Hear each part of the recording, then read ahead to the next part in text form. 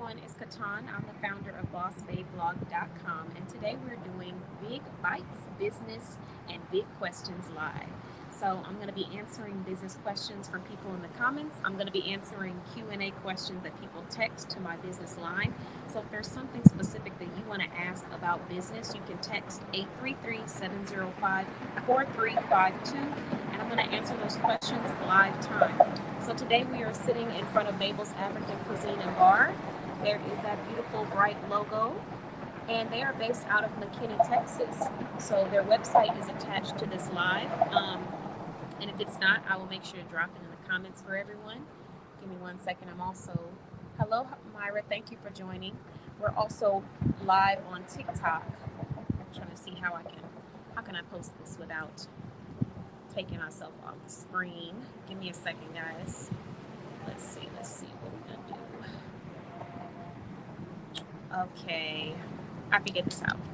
All right, so I'm gonna answer some questions. But before I answer business questions, I am gonna talk about a couple of the key entrees on the menu that you may want to try when you come to Mabel's African Cuisine and Bar. I'm going to tell you about the ones that I've tried, what I've eaten, give you a little bit of rundown on the dishes, and then we're going to move into these business Q&As. So what I would first like to do is just place our YouTube and Facebook audience on a pause so you guys can see my screen. It'll say we are now accepting advertising clients. And for my TikTok viewers, you guys are free to text me. TikTok viewers are free to text me on 833-705-4352 if you have business questions. I may have to talk a little bit louder because I have my mic attached to one device, but another device I do not have a mic attached. So thank you for joining. Let me know what state you're watching from. And let's get this show rolling. Give me 1 second, and then I'm going to start answering your questions. Just hold on 1 second. Thank you for your patience, Facebook and YouTube. I just need to get this sent out, and then we will go ahead and get straight into the conversation. While you're waiting for me, feel free to let me know how your Saturday is going, and then also what questions you may have about business. Hello, thank you for joining. Hi, thanks for joining. Happy Saturday. Okay.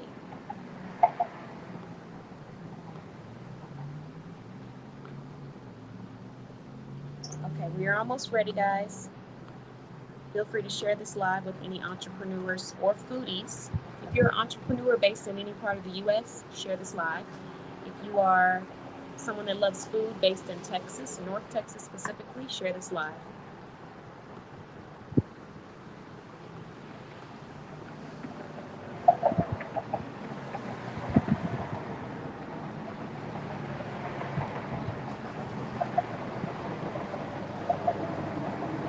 All right, we're almost done, guys.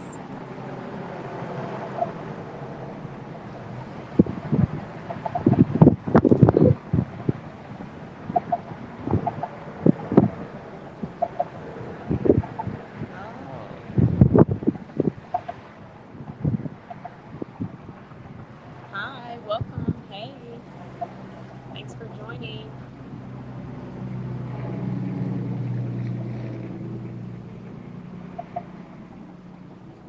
Okay, we're almost done. Feel free to introduce yourself in the comments, Facebook, YouTube.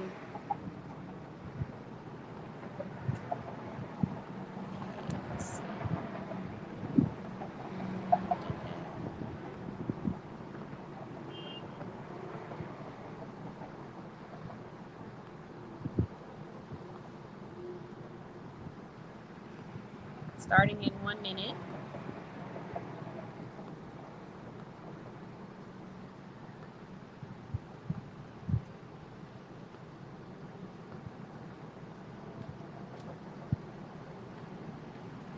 Okay, we're almost ready to go.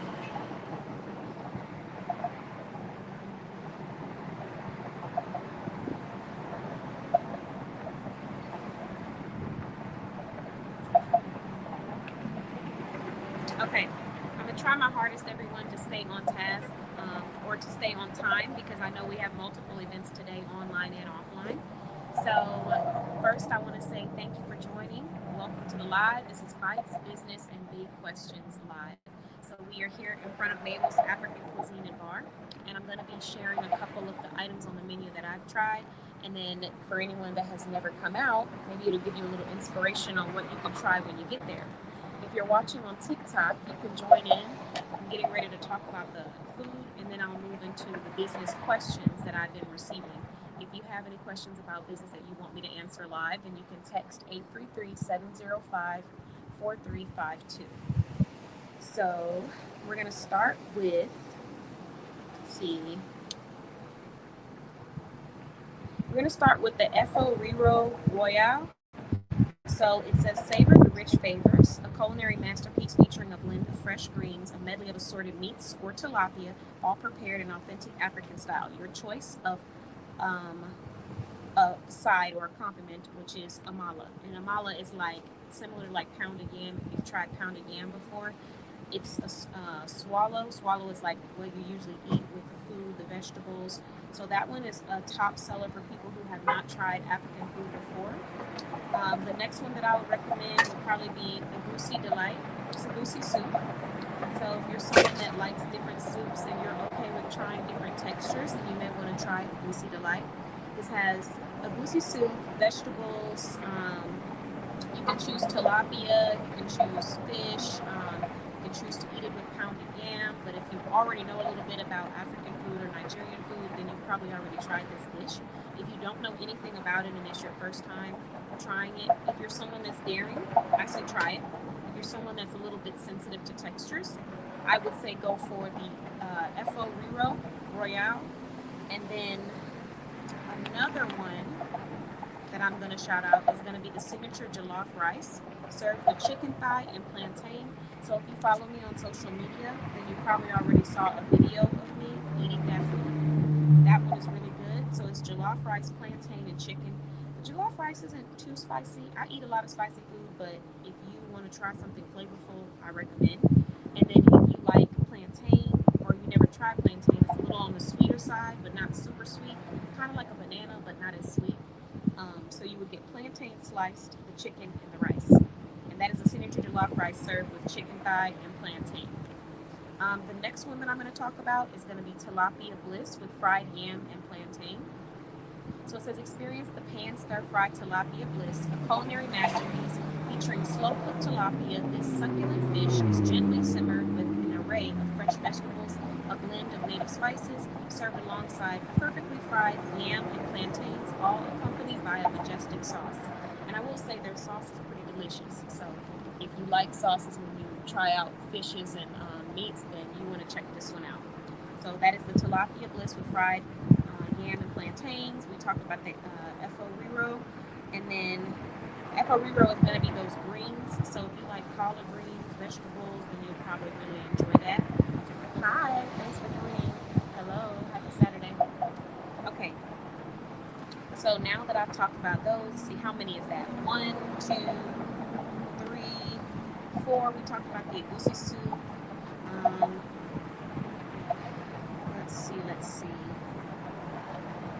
Okay, let me kind of explain the Egusi soup part, and then we'll move into the business questions. So Egusi soup is one of my favorite dishes, and there's many ways that you can make it, but the components are going to be spinach, egusi, which is like rounded melon seeds, but it's not hard. They're very soft, and the texture is nice. Then normally you would get a pounded yam or some kind of swallow that you would dip into the soup. So if you enjoy finger foods, you can eat it with finger foods, but if you don't, you can always just use a spoon. That's fine too. It can be spicy, but you don't have to have it spicy. They do have spices and peppers here. You need that, but it's not required to eat the dish. You could always make some at home that's not as spicy. I don't feel like theirs is spicy, but I eat a lot of spicy food, so I don't know. Take that as you will. And then you can choose to have it with goat meat, tilapia, assorted meats, or you can have goat meat.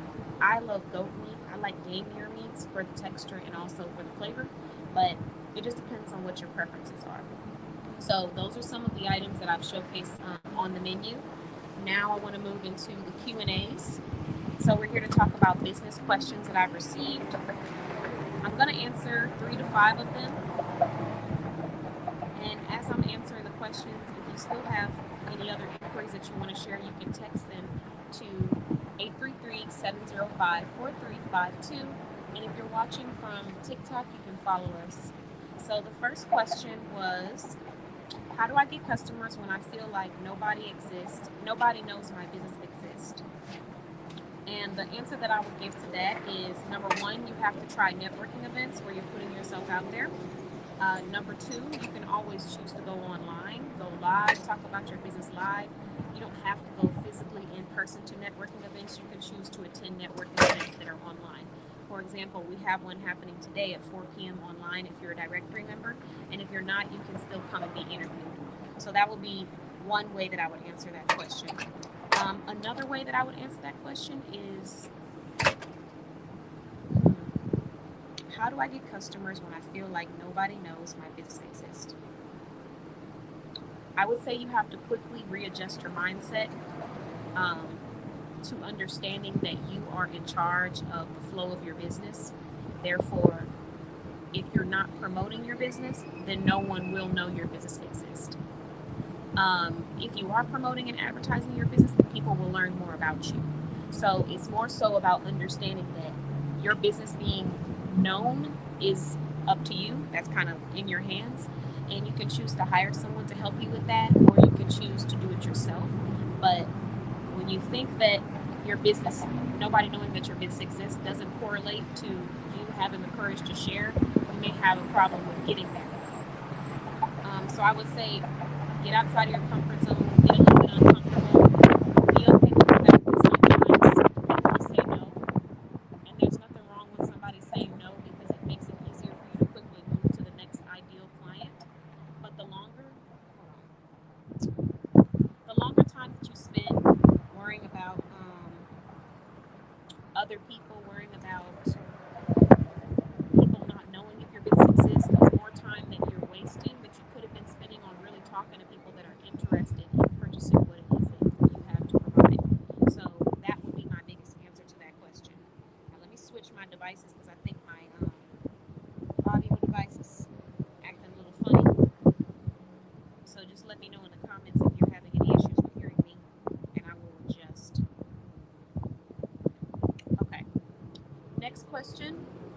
Hold on. The next question is, what if I'm not making enough money in my business yet? Should I even call myself a business owner?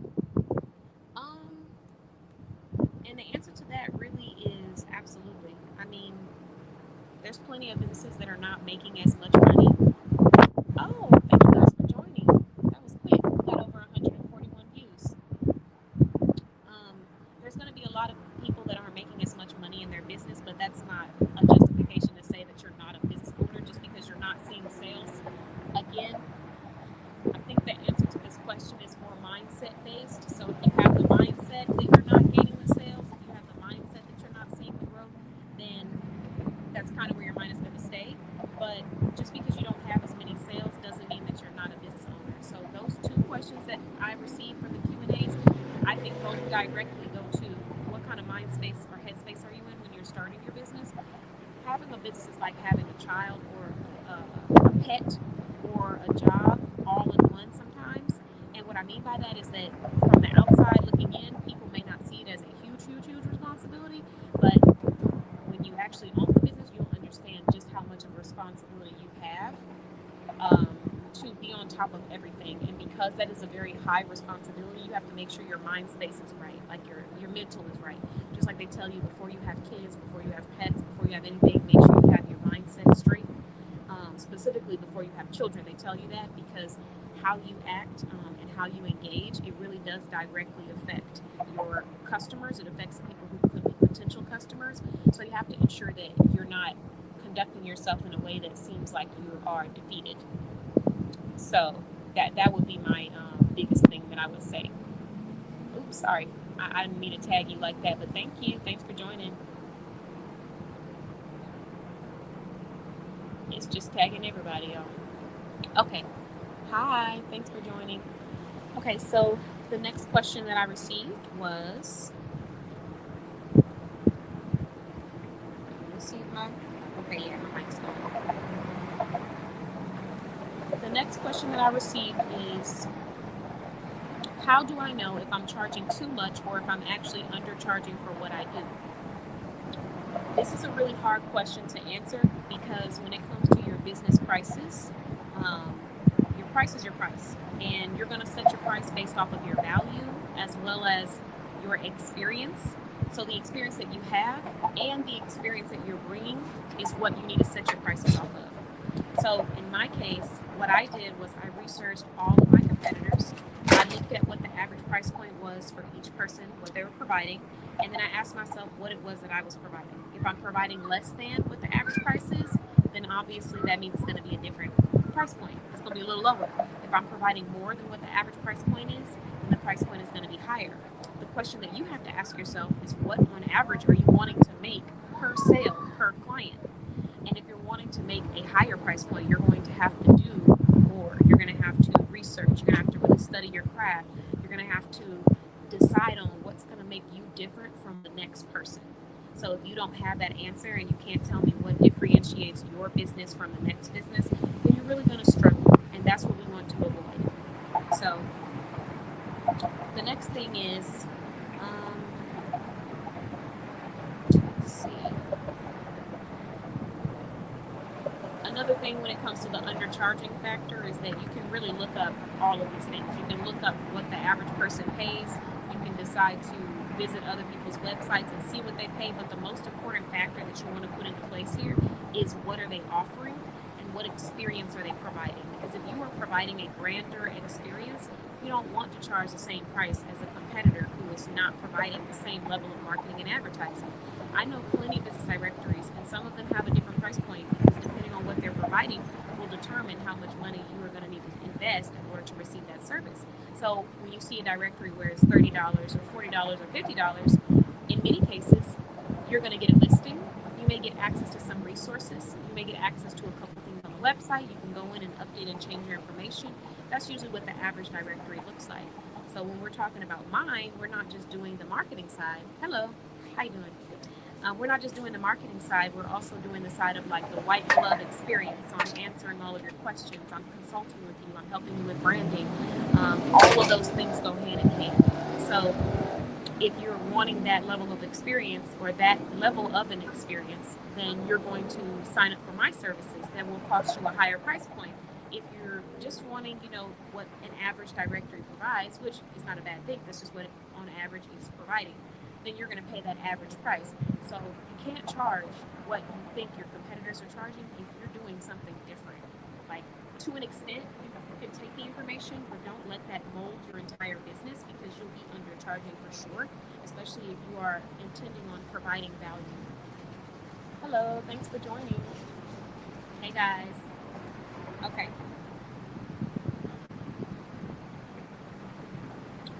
Now, the next question that I got was, what should I do when people... Oh, this is a good one. Okay, hold on.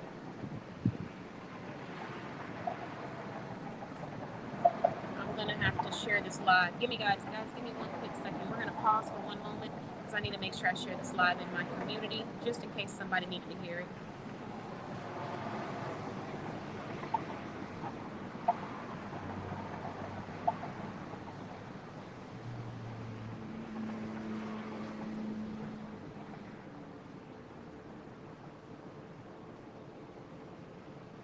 Yeah, we got to share this on YouTube because these are some really good questions. So give me 1 second.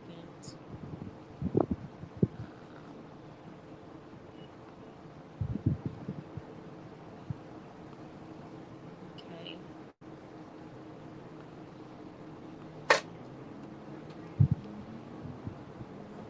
All right. Hold on.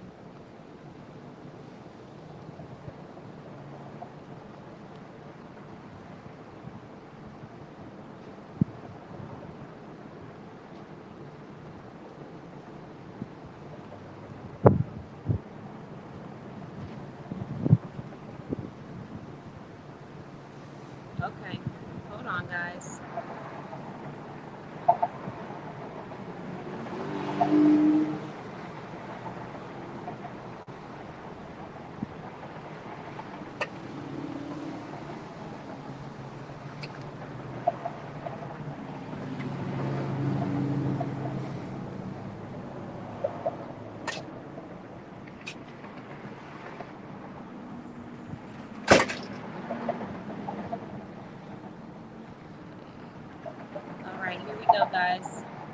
Q&A. Q&A.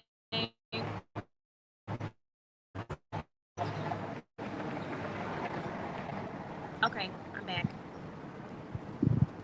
Sorry, guys. I had to take a pause so that I could share this on some platforms. Thanks if you're watching on TikTok. For TikTok viewers, y'all are going to have to migrate to YouTube because I'll be getting off the live soon. My device is being drained in this heat. So, yeah. Okay. Let's go back to these questions. And let me make sure my mic is on. I may have to switch mics.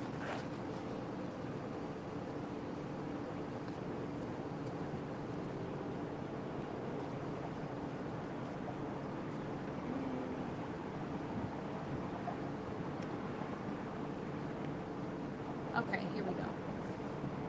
All right, I'm going to say goodbye to TikTok because our device is drained on this end, but you guys can meet me on YouTube at Boss Babe Blog.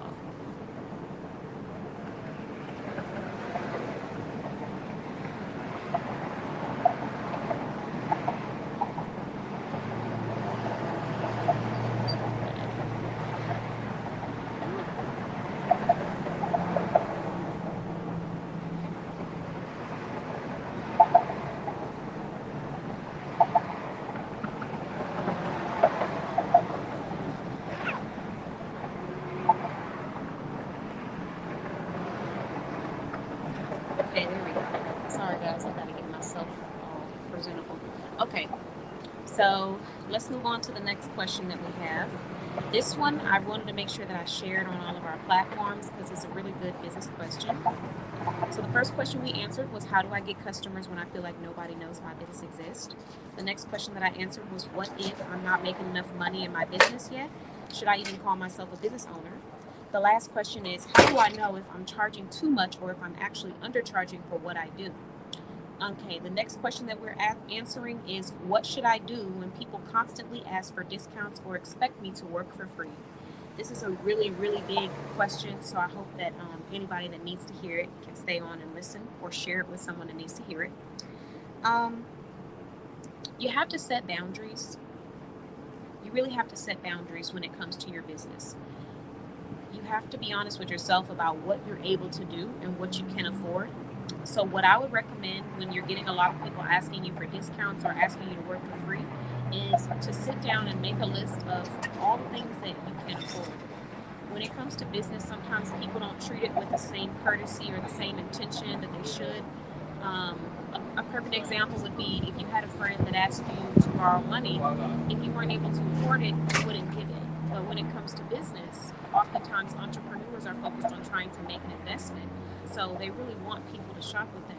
Sometimes you can't afford to do free things, and sometimes you can't afford to give discounts. And you have to be honest and direct about that and set your boundaries and stay firm in them. And people who appreciate you for what it is that you're providing will purchase and pay, and people who don't won't. They never will. So there's nothing that you could possibly get them to do to not try to shortchange or, to get the best for themselves. So you really need to pay attention to what you're communicating to people. And I would even say we have investments where you're giving away something complimentary because you know that eventually that person is going to trust you.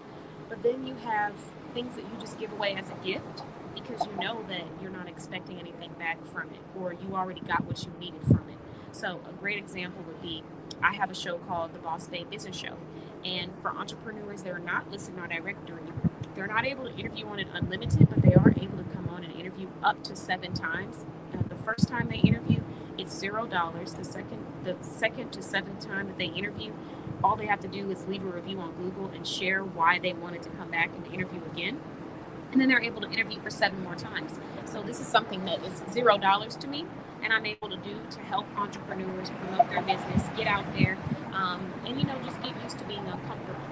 So for people who are in product-based industries or other service-based industries, you really have to ask yourself, what is it that I can afford to gift, and what is it that I really can't afford to give? And then if you do have a discount or promotion, how much of a discount or promotion can you give without cutting into your profit? Because you need to always make a profit.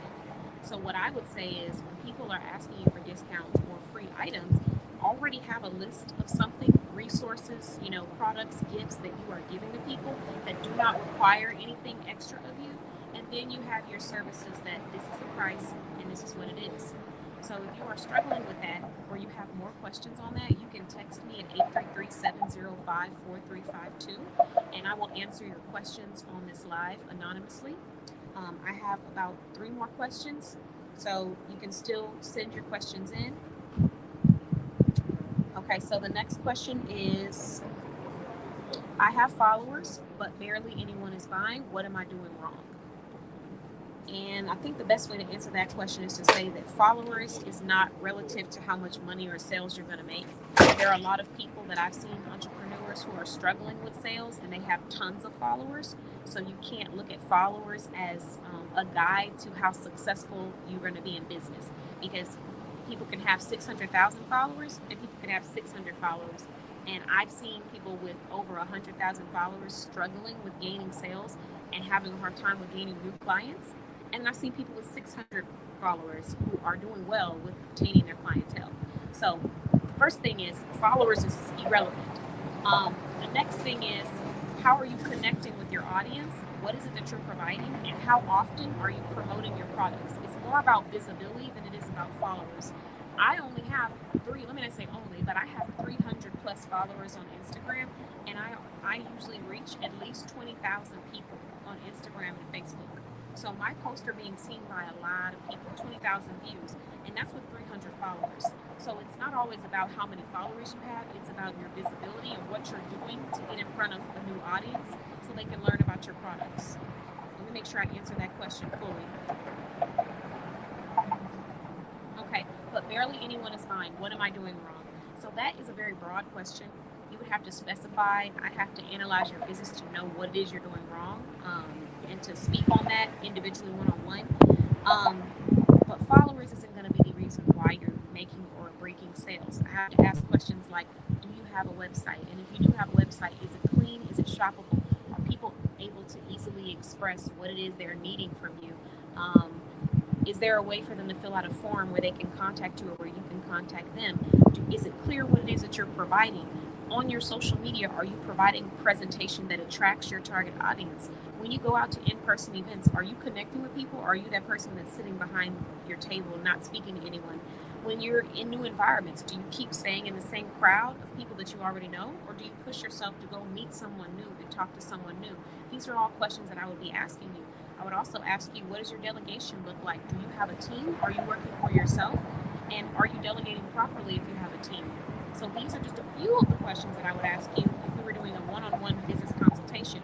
But to answer that question broadly and just tell you what you're doing wrong, I would be ill-informed, or I wouldn't be informed enough or educated enough to do that. But what I can say is, just because you have a lot of followers, it's not going to mean that you're going to gain a lot of sales. There's a lot more that you got to break down in your sales and your business to understand where you might be missing out on gaining that income. So hopefully that helps you. And I did do a couple of consults and conversations today, so it was really great. But if you're wanting to sit down and have a one-on-one and really break those things down, you can text us at 833-705-4352.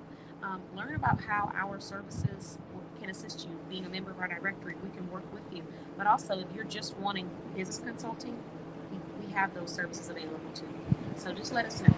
And depending on the budget that you're on or your funding status will determine what is recommended to you. So if you have a funding status that aligns with what is required, the investment that's required for these services, then you would get a direct link to those services. If you don't, you would still find resources that can help you with elevating your brand.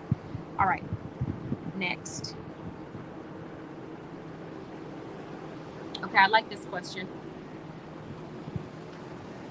How do I promote my business when I'm uncomfortable putting myself on camera or constantly talking about myself? You would have to get to the realization that being an entrepreneur and being shy do not go hand in hand. In many cases, you have to step out of your comfort zone. You have to do things that you wouldn't normally do. You have to look silly a little bit. Those are just required to be a business owner when you are not running a faceless brand.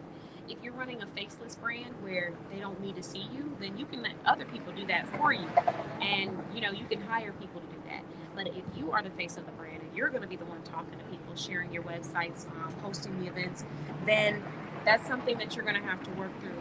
And you have to ask yourself the question of what is more important, me being not looking silly and not being embarrassed, or me stepping out of my comfort zone and potentially meeting my target audience, the people that I'm wanting to connect with. Those are the things you have to ask yourself.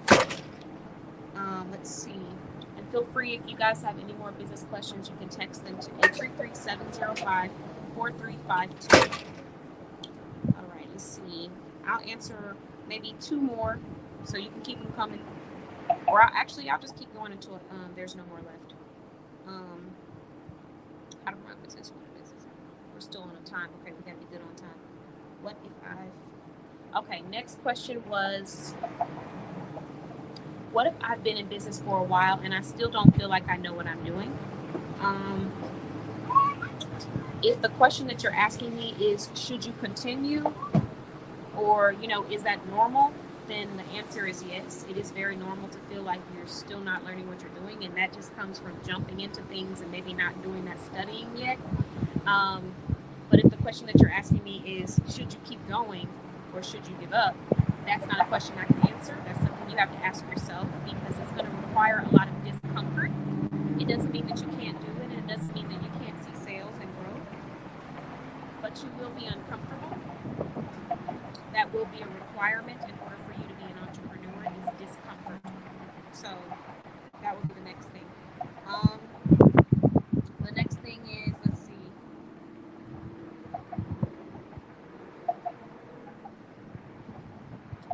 How do I deal with family and friends who support me emotionally but never actually buy from or promote my business?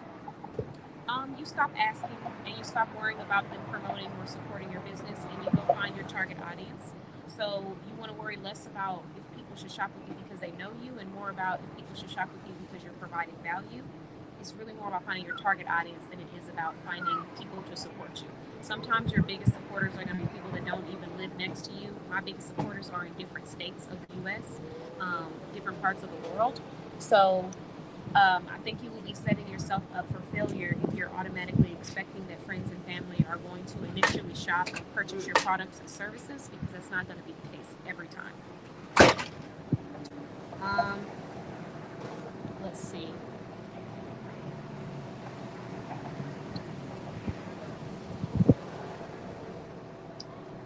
The next question that I have is, when should I stop trying to do everything myself and start paying someone to help me? And that question is not a universal question. It's going to be based off of what your funding status is. So if you're at a funding status where you're able to delegate, then you should start now. But if you're at a place where you're not able to delegate and you have to do everything yourself because your funding does not allow you, then you want to really just focus on, should I say, working with what you have until you have that income to do so. Really, I would say before you start your business, go ahead and create a funding plan and have a list of everything that's going to cost you to run this business. And once you have that list, execute. And then I would say, if you're already in business and you're just struggling with seeing that funding or that growth, you can still work, but find another source of income that's going to fund things that you want to do for your business. Because when you do that, it's going to be a lot smoother. And then I will also say that you can start now when it comes to outsourcing things. There's so many different brands and people that you can go to get stuff outsourced for a very affordable price. I keep going back to the website example, but it's just a really great example. I've seen entrepreneurs that struggle with building websites. So they'll be trying to build a website for months. So they will go a whole 2, 3, 4, 5 months without having a website and losing sales, because a lot of people don't want to shop with businesses unless they have a website, instead of just hiring someone who's a professional that knows what they're doing. So we have a brand called QuickSite listed in our directory, and you can actually go to QuickSite and have a website created for less than $250. In the process of doing that, you'll be able to sit down, answer or have a one-page website, and then you can move on with promoting your business and promoting your products. But a lot of people are trying to do things themselves instead of just handing it off. And that just costs less than $200. Now, if you're not at a place where you're able to do that, I have a website building class that costs you $10 that you can join. I also have another one that costs $100. So just depending on what your funding status is will determine what you're able to delegate, but you should always be trying to delegate no matter what level you're at. And even in the early stages, look at what you have to offer and look at what you can give to another person and put together a collaboration request or offer to them, because there may be a chance that they will be willing to provide you with a service that can make your life or your business easier in exchange for a product or a service that you already provide. So that's the best way I think I can answer that question. Now I think we have 1 to 2 more questions left. Let's see. Okay, the last question is, when should I stop trying to, I don't know, what do I do when I'm working really hard but my business still isn't making the money I thought it would? You have a funding plan. You focus on how you're going to continue funding your business, and then from there, I would say with the funding plan, you actually start working towards where that money needs to be allocated. Because when you start delegating and giving off some of these tasks to other people, you're going to find a lot more productivity in your business and you'll probably see more sales. But first, start with funding. Funding allows you to delegate so you can hire people who are better at getting, attracting, and maintaining that audience so you don't have to worry about the stressful things.